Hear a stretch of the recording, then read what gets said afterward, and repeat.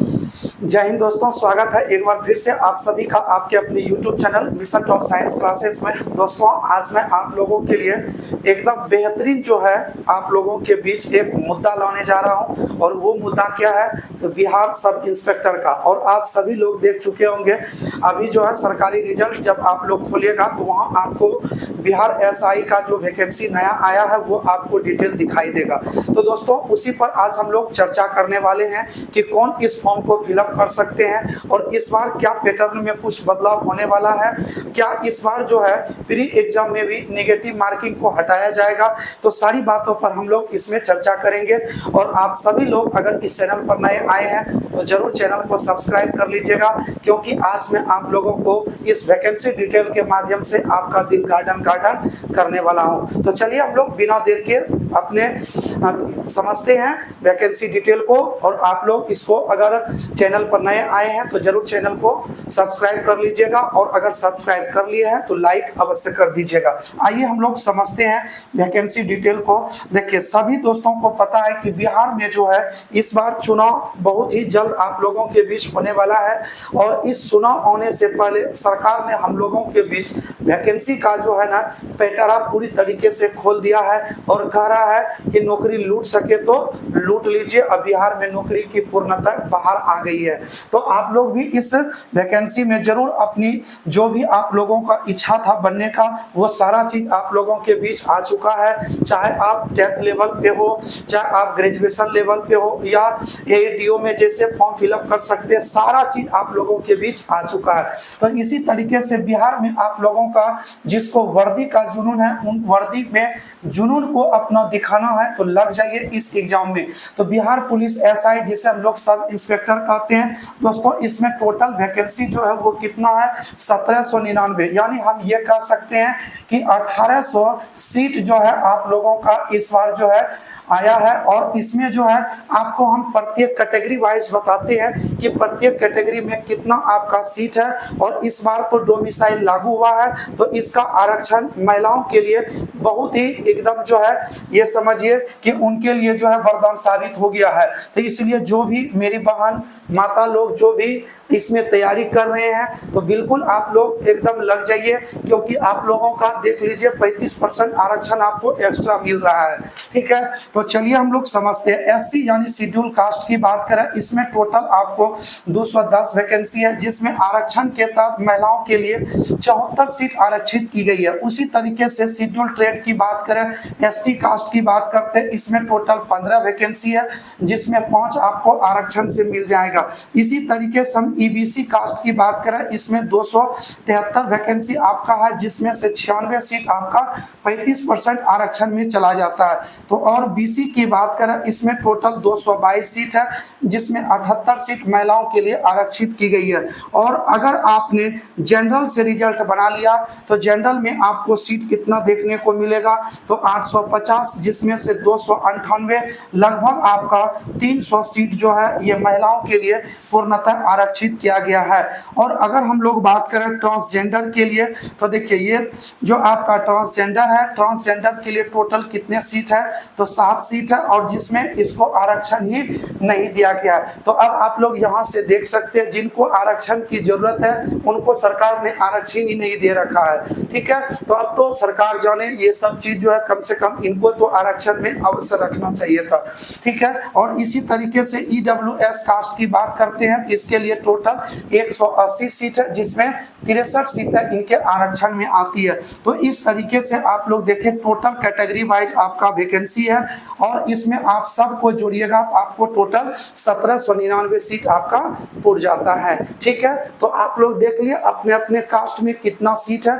आप लोग तो अपने कास्ट से ही अप्लाई करेंगे, क्योंकि जब तक आप लोग कास्ट से अप्लाई नहीं करिएगा तो आपका ये जो फॉर्म फिलअप करिएगा वो गलत हो जाएगा।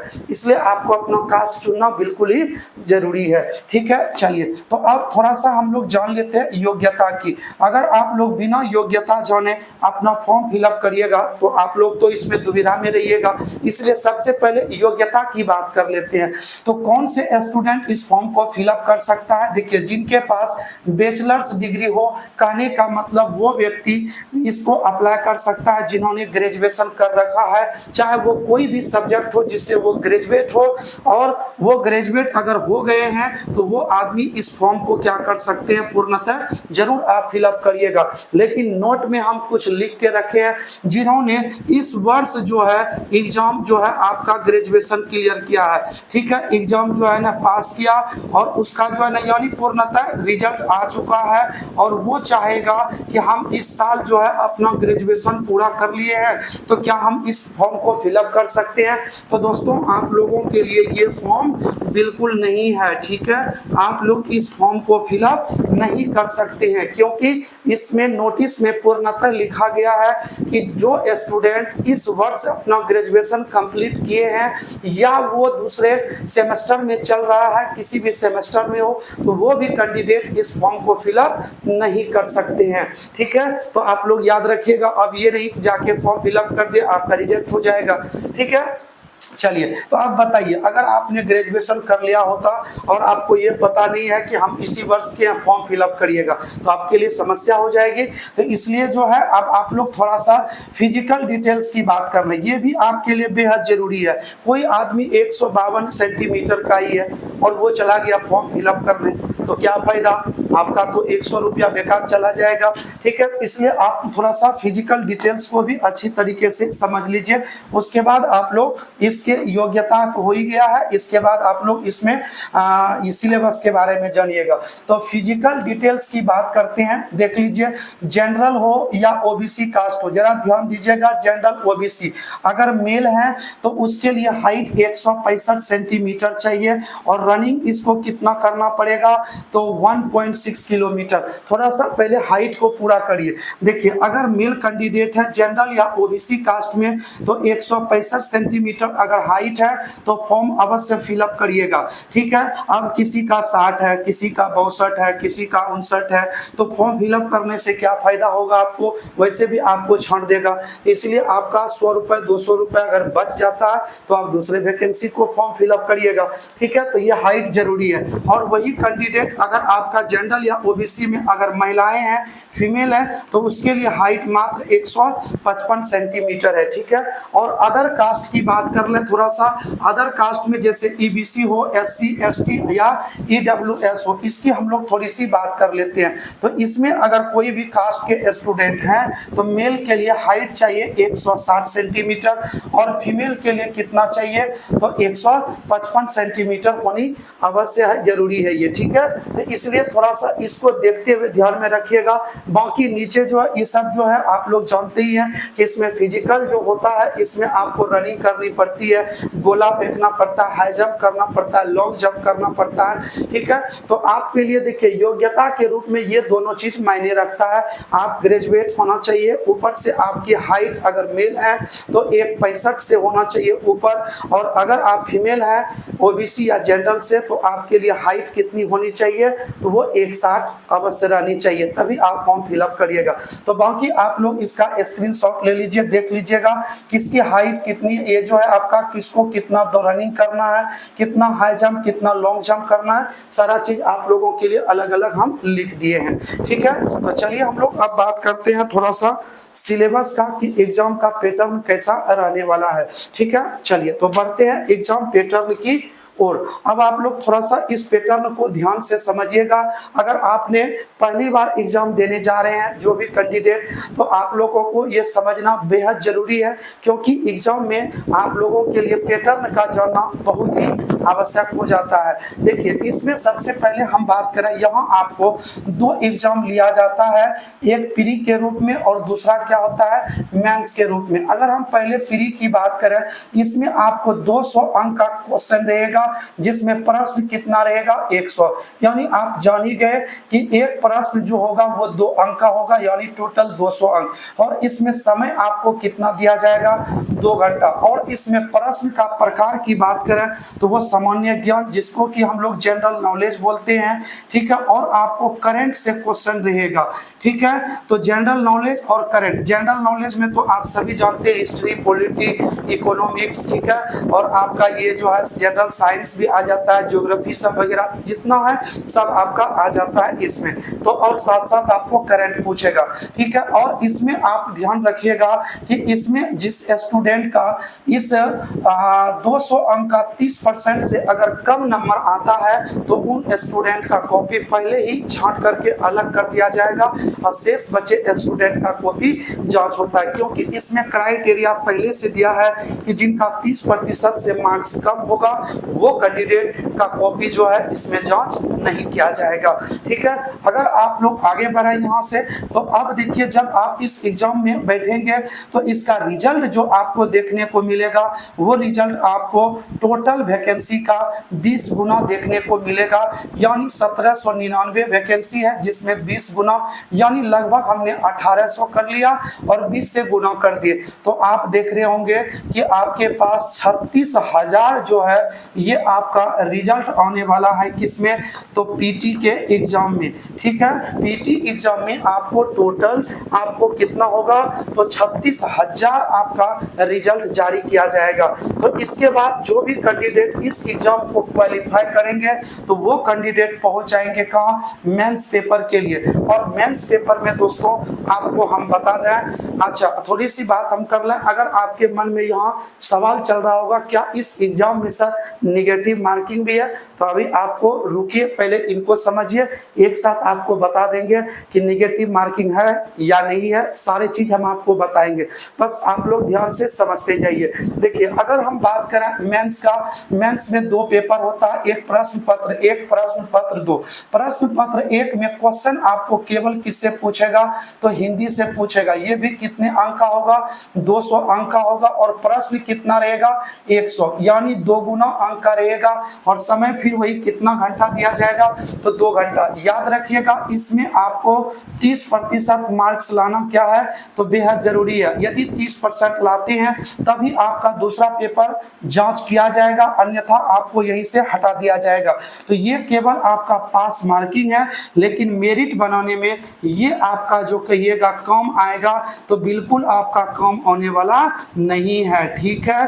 तो आप लोग समझ गए इसको।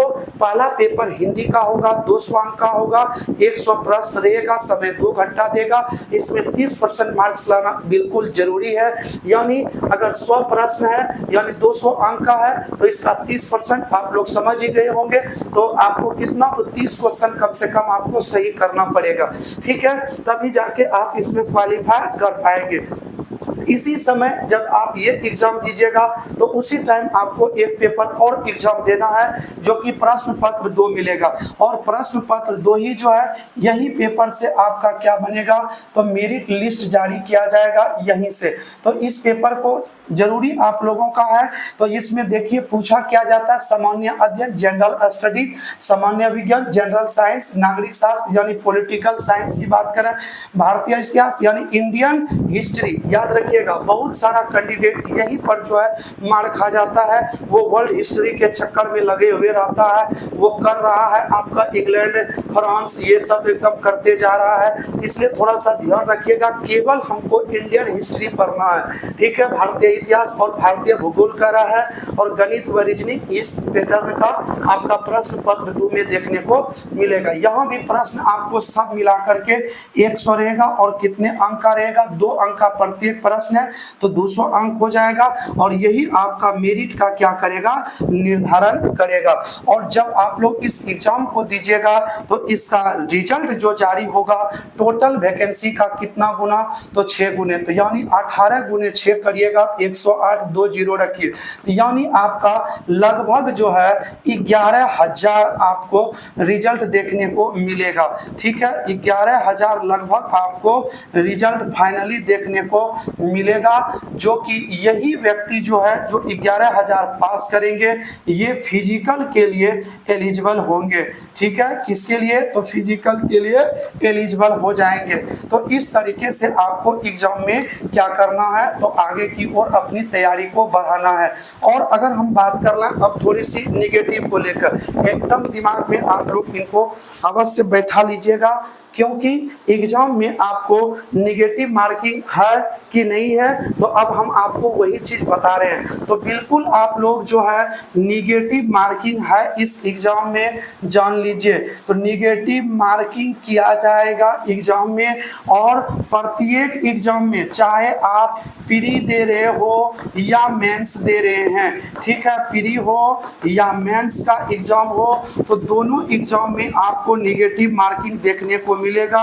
और वो निगेटिव मार्क्स कितना कटेगा, तो 0.2 मार्क्स आपको एग्जाम में गलत उत्तर पर काट लिया जाएगा। यानी जब इसको आप हटाएंगे 0.2 से, यहाँ 10 ये कटा, ये 5। कहने का मतलब दोस्तों ये हुआ कि अगर आप 5 प्रश्न को गलत कर दिए, 5 प्रश्न गलत रंग दिए हैं, तो आपका एक सही वाला गायब हो जाएगा, सही वाला कट जाएगा, ठीक है, सही वाला क्या हो जाएगा, तो कट जाएगा। 5 गलत रंगे तो आपका एक सही चला गया, ठीक है। तो ये निगेटिव मार्किंग है, चाहे वो प्री दे रहे हो या मेंस दे रहे हो। मेंस का दोनों पेपर में सब में निगेटिव है। जो भी प्रश्न आप एग्जाम में दीजिएगा सारे के सारे प्रश्नों में निगेटिव मार्किंग है। तो इसलिए आप लोग इन चीजों को ध्यान में रखते हुए अपने एग्जाम की तैयारी अवश्य करिएगा। तो चलिए दोस्तों, मिलते हैं नेक्स्ट क्लास में आप लोगों के लिए धमाकेदार पॉलिटी का कॉन्सेप्ट लेकर के। तो चलिए अब नेक्स्ट क्लास के लिए आप लोगों को सुबह हमसे मुलाकात होगी 7 बजे। तब तक के लिए दीजिए इजाजत। जय हिंद दोस्तों।